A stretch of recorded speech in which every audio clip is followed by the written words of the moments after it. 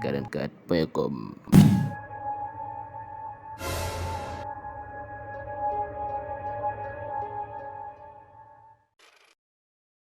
parce que diggante ñaari dëkk yi dara xaju fi parce que Gendar Kayar Mboro Fass ba Jiwaalo ba Mbuur ñu ñëpp benn bopp nañu parce que koo ci laal sa morom yëkka kon événement bi am mënoon na ñàkk parce que li ko indi mooy ñun ay mool kenn ku nekk am na looy bañ ci sa quartier kenn ku nekk am na looy bañ ci sa tefes yàlla dogal waa Mboro yi am nañu loo xamante ni moom nañuy liggéey muy ay mbaal yooyu waa Kayar dañ koy bañ yàlla dogal na ni bi loolu nekkee indi na problème boo xamante ni waroon nañ ko mën waxtaane sans xeex sans xuloo parce que loolu mooy saafara mbir waan su fekkee ni dañu bokk quartier bi bokk dëkkuwaay bi bokk tefes gi bokk Sénégal kenn mënu ko xar ñaar Sénégal du Mauritanie frontière mënu fi am Sénégal du Gambie frontière mënu fi am kon tefes gi kenn ku nekk war nga am looy dimbalee sa morom am looy yéene sa morom kon ñun ñii nga xamante ni ndar nañu dëkk li ñu am tey ñoo ko amee Kayar parce que Kayar def nañ fi 40 ans kon Kayar mooy ndar yàlla dogal na ñun suñu biir am nañu jabar Gendar Kayar yi am nañu jabar Gendar ñun am nañu jabar Kayar ba am nañ fi ay njaboot kon événement su amee magu kilifa bi nañu régler seen bopp ñu bokk waxtaan surtout commission yi commission su fekkee ni da nga koy jiite du lu ñëw rek nga jàlle da ngay toog nga waxtaan jàlle mbir mi fa mu war jàlle d'accord état nag am na benn erreur bu mu def parce que événement bi ba mu ko waree régler sunu maam yi la woon waroon na ko teg ci condition yu wér def ko si ay kayit yoo xam ne yëpp day tegu ci yoon ba ñun suñu ñëwee xale yi léppay tegu ci yoon waan yàlla dogal na ni lenn rek laa ci mën wax mu leer mooy lii xew si diggante Kayar ak Mboro ak Gendar ñaaw na du kenn ku ko rafetlu Kayar manul dem bàyyi Gendar manul dem bàyyi Kayar man nag ñaari boor laa taxawee parce que li may wax doomu Kayar yéen a ngi may dégg li may wax doomu Gendar yéen a ngi may dégg lii ñoo ko bokk parce que tey ku laal sa morom laal nga sa kasa des kon lii kenn rafetlu ko li am solo mooy nan leen joxante waat loxo baalu ak état ñëw def si kemtulaay kàttanam ñu tegaat ay conditions yu leer naññ ñii bugguñu lii am nañ ci droit ñii bañ nañ lii ñii am nañ ci droit géej gi nag amul frontière état nag moo ñu mën dimbali ndax histoire bi man jeex ni mu koy dimbalee mooy condition teg ay booy ba yëpp man réglé wu. waa li xew nii ñëpp dañuy jàpp ni état loxoom a ngi ci biir laal na si parce que li tax mu laal ci mooy état dafa yéex waa Kayar bi ñu déclaré jàpp gaalu Mboro yi ba indi leen fii dañu téye gaalu Mboro yi arrêté leen ñuy waxtaan di waxtaan ba waa Kayar yi déclaré état ni ko jógal nga ñëw régler problème bi état jógul ba xale yi waxtaan ak waa Mboro yi ba ñu d'accord xaleelu Kayar yi taxaw leen tam taxaw bu rafet waajal leen joxaat leen seen ay gaal may leen ay ndox jàppale leen nu yóbbuwaat seen gaal problème bi kay mooy booyu Kayar yi dan ni fiile yi nga xam ne moo indi problème bi dan ni état joxe woon na décret pour ku ko jàpp taal ka xëy na booyu Mboro yi loolu nañu gis seen xol jóg ñoom it ñu def beneen engagement ñëw dal ci kaw gaalu Kayar yi li leen ñëpp meree mooy dañu def benn erreur parce que bi nga demee ba Mboro di mbaal yàlla dogal ñee programmé pour xeex yëgoo loolu ba événement am bul dugal Gendar ci affaire boobu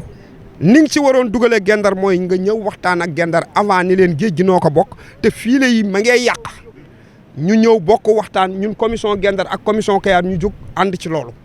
régler ko ba mu mat waan ñoom defuñu loolu la ñu def kay mooy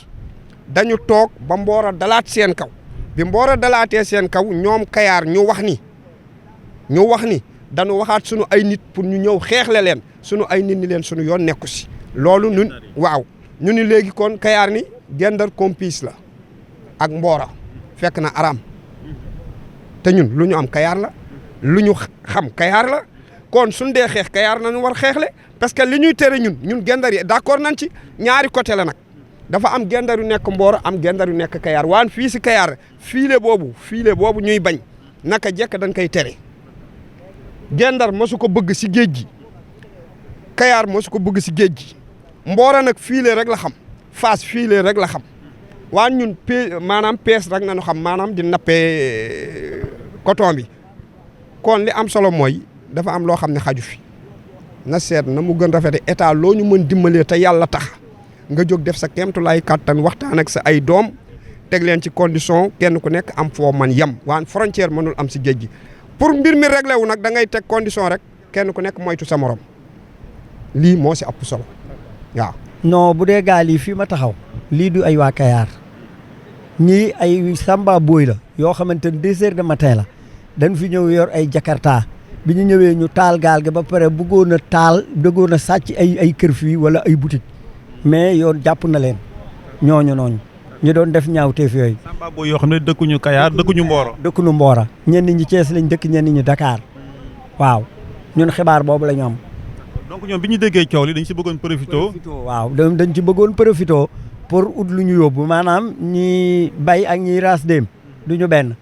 noonu la mbir mi demee quoi. keneen ki ci des heure bii démb benn kër la doon toj fii ba sàcc ci benn moteuru 15 man mii la nu woo si bokk naa ci ñi ko yóbbu ci yoon. waaw ay maçon yu doon liggéey parce que fii dafa wéet ay maçon yu doon liggéey ñoo ko dàq ba fële ñu andi ko bokkoon naa ci ñi ko yóbbu ci yoon kon ma xamal leen ni li ñuy wax ne waa Kayar ñoo ko defuñu ko waaw. donc bande d'agresseurs yooyu noonu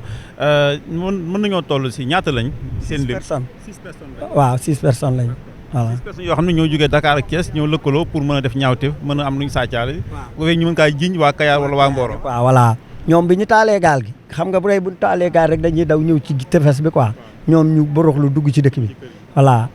scène bi nii la demee quoi. donc ban message ngay lancé ci ñi nga xamante ni xëy ñu profité aussi parce que Sénégal léegi bu ñu nee nii rek gars yi ne violence saa su ne ñu koy dégg gis nga manifestation politique boo amee Dakar nga gis gars yi dugg si boutique yi di sàcc téléphone ak bijouterie yi duñ bàyyi dara ban message ngay lancé ci xëy na jeunes yi ak yéen autorités yi. waaw ñoom fekkoon nañu ci ñun parce que fii bu dee nawet ci Kayar koñ bu ne bu une heure xësee jot dañ fay délégué ay nit fii ci Kayar buñ la xamul dañ lay téye yeew la boo andiwul ni diw laay seet dañ lay garder ba samaan set boo dee sàcc dañ lay yeew ñu jébbal la yoon fii ci Kayar benn buntu la neexu ñoo defee lii ñuy def ñu bëgg ay nit lañu comme doomu aadama yi mais ni ñu sàmme suñu géej noonu la ñu sàmme dëkk bi nag ñun ku fi dëkkul xam nañ ni dëkkoo fi ñun parce que yor nañ fi responsabilité yoo xamante ne bii yenn saa yi dañuy génn benn commission la ñoo xam ne di wër dëkk bi bu nu gisee lu ñaaw dañuy dem danoo sa ko yoon waaw kon te Kayar benn buntu la fii daal li ñu fiy digal doomu aadama yi mooy ku mën a ñëw liggéey am sa wërsëg ñëwal nga def ko géej gaa ngi fi tool yaa ngi fi laneen a ngi fi mais daal pour ku fi ñëw di bur ay samba booy loolu moom duñ ko nangu ba keroog ñuy dee. taxawaayu gendarme yi fii ci biir Kayar naka la demee. macha allah taxawaay bu am solo lañ fi taxawaay bu am solo parce que ñun ak ñoom nii lañ def quoi parce que vraiment bu ñu gisee lu leen jaaxal dañuy woo ñu it bu ñu gisee lu leen jaaxal ñoom dañ leen di woo voilà.